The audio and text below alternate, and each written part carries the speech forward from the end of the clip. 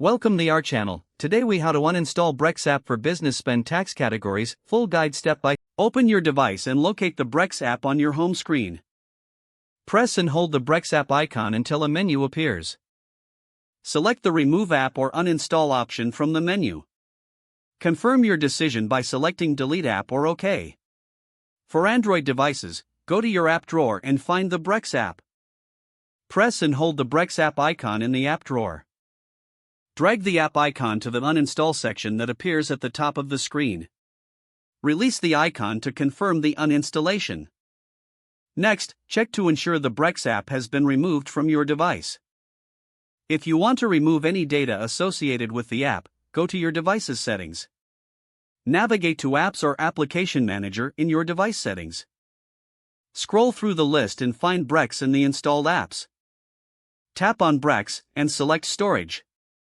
Choose the option to clear the app's data, if available. This ensures all remaining data from the Brex app is deleted from your device.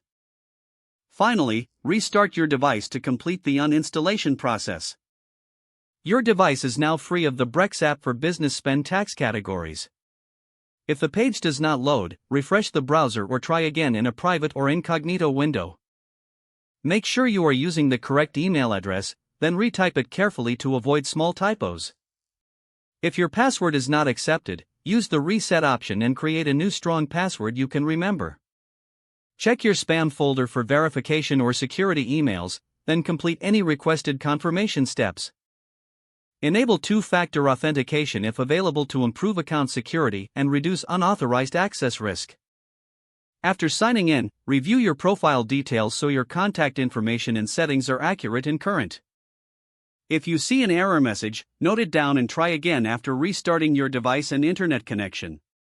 Log out when you finish, especially on shared devices, to keep your account and payment information secure.